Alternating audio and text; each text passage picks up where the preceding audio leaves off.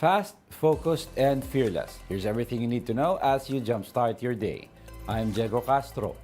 Rains and cemetery hours presented challenges for visitors on All Saints' Day. Despite that, people are still expected to visit their dearly departed this All Souls' Day. The Garden of Life Public Cemetery in Mandaluyong seemed like an obstacle course on Wednesday after rain caused flooding at the entrance of the cemetery. People in wheelchairs needed to go a long way around the cemetery and be carried to reach the graves of their loved ones.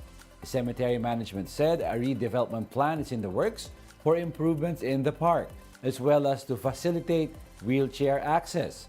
To avoid overcrowding at the cemetery, some urns were also returned to their homes last October 23. These should be brought back after the Undas season on November 4. In total, more than 16,000 people have visited this cemetery. Meanwhile, at the Manila North Cemetery, many people were unable to enter after the gate closed at 6 p.m. on Wednesday, after the Manila LGU opted to extend the cemetery's closing hour from 5 p.m. Over 1 million people still got to visit their departed loved ones. Today, though, the management is adamant on enforcing the 5 p.m. closing time. And fewer people visited the Loyola Memorial Park compared to the previous year. Last year, almost 100,000 people visited on November 1, but now only about 25,000 went to the cemetery. To accommodate the visitors, the Marikina City government implemented a one-way traffic scheme in some parts of Bonifacio Avenue, which will be in effect until today. This starts at the Barangka flyover up to the Marikina Bridge. Flowers are important in remembering our dearly departed loved ones this Undas. Let's check how their prices are doing in this report by Laila Pangilinan.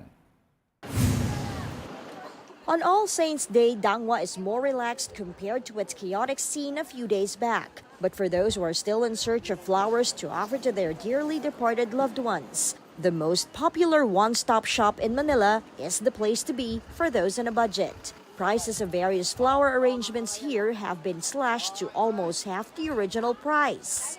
From 2,000 pesos, elegant floral spreads can be bought for only 1,500 to 1,000 pesos. Stall owners say that they've put the arrangements on sale to avoid wasting their stocks. Among the customers who availed of these special prices is Grace, who was willing to travel for an hour and a half from Bacoor, Cavite. Yung presyo ng bulaklak, pasok sa budget, and then less yung mga tao, hindi ganun ka-crowded. From 700 pesos, prices of local white orchids dropped to 500 pesos today, while half a dozen costs 300 pesos. Local Malaysian mums are also on sale from 170 compared to yesterday's 400 pesos. From 200 pesos, a small pot or basket of arranged Malaysian mums can be bought for 150 to 100 pesos. Presi was already in Dangwa yesterday, but only bought a small pot of mums for her deceased husband just today.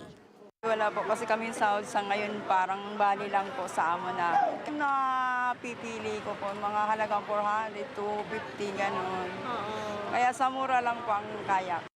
For those who will be giving roses to the dead, a bundle or 10 pieces of China roses will cost you 400 pesos, while local roses are a good buy at 200 to 350 pesos per 2 dozens. Carnations are best sellers this season, and it costs 600 pesos per 20 pieces. Daisies and gerberas are also among the top faves, which costs 300 pesos per bundle. Flower shop owners said that the Undas season this year are just as blooming as their colorful flowers in terms of sale. This season we are blessed. Hindi lang kami, ma'am, ha? Lahat. Lahat. Napansin ko lahat kasi maraming namimili. Kahapon ang daming namimili. Nasa mga 80%. For News 5, Laila Pangilinan, we are One News. A paranormal expert has given his 2 cents worth on scary encounters shared by President Marcos in Malacañang. Paranormal investigator Clyde Tasipit told the big story that the Malacañang Palace is really a haunted place. He also explained that the Father Brown mentioned in PBBM's vlog was an American pastor who was there during the U.S. occupation. Tasipit also said that spirits who might have previously worked in the palace continue to do their job. katulad nga ng sinabi ni PBBM, sabi niya nakikita niyang gumagalaw yung mga chairs. So most possibly, yung mga chairs na to, kaya to gumagalaw kasi inaayos the paintings inside of the previous president. Almost all of them is haunted. On psychism, we can tell that there is a negative energy doon sa paintings. And some of those paintings have even a stain of blood. We'll be back with more stories after the break. Keep it here on One News.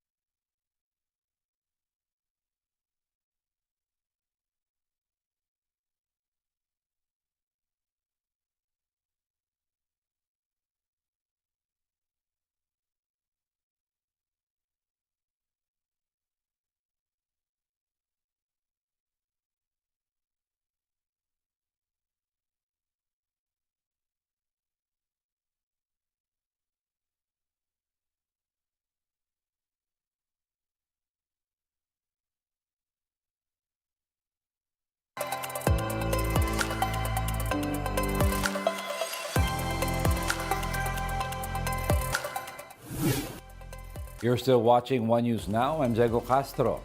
An SWS survey shows that almost half of Filipino families feel poor. The survey, conducted from September 23 to October 1, found that 48% of Filipinos feel poor or mahirap. 27% says they are borderline or within the line dividing poor and not poor, while 22% said their families are not poor. The families who considered themselves poor in September are estimated to be at 13.2 million. That's 3 percentage points higher than the 12.5 million of self-rated poor families in June. SWS noted that the 3-point increase was due to increases in self-rated poverty in all areas, especially in Mindanao, combined with a decline in areas in Luzon outside of Metro Manila. The same survey also found that 6.6% or 1.8 million families were newly poor, which means they were not poor 1 to 4 years ago. Canvassing and proclamation of winners in this year's local elections have been completed in all 42,000 plus barangays. The Commission on Elections said there was no failure of election declared anywhere and that the polls were generally peaceful. The DILG said over 19,000 barangay captains and 17,000 plus youth councilors have been proclaimed. Likewise, despite the violence reported in the Bangsamoro region, they were still able to proclaim winners. 8 persons deprived of liberty won in this year's barangay elections. One of them is Pakalinog from the Dasmariñas City Jail. He won as Barangay Kagawad. He said he authorized one of his children to file his certificate of candidacy for him. Even while incarcerated, he claims to be no stranger to politics. He said this is his third term and that he wants to serve well despite being in prison. Hindi ko inaano dahil tulad na sinabi ko na pati mga ka-teammate ko, oy, bakit tumakbo yan? Nakakulong yan eh. Anong may papanalo yan? Kaya sabi ko, bahala na. Kung talagang mananalo ako, ano tayong magawa?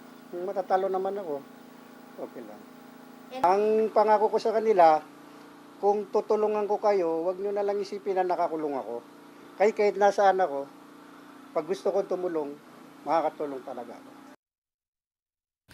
But how exactly do winning candidates work behind bars?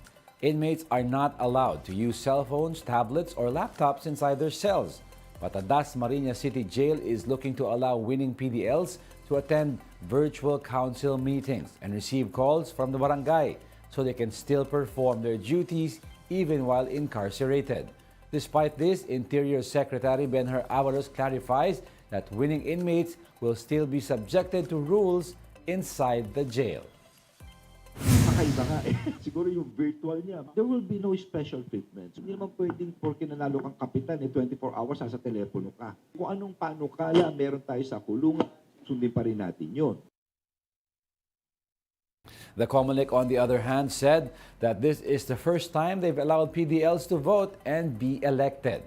The DILG gave winning barangay and SK election candidates 3 weeks to transition smoothly into their offices. They also hope to create clear guidelines for the PDLs who won as barangay officials within that period.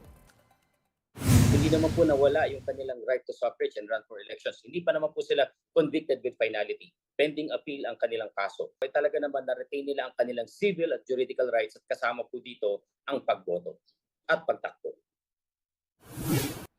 And that's it for this hour. Join us again at 9 a.m. as we continue to monitor the day's biggest stories. I'm Diego Castro. We are One News. All sides, all the time.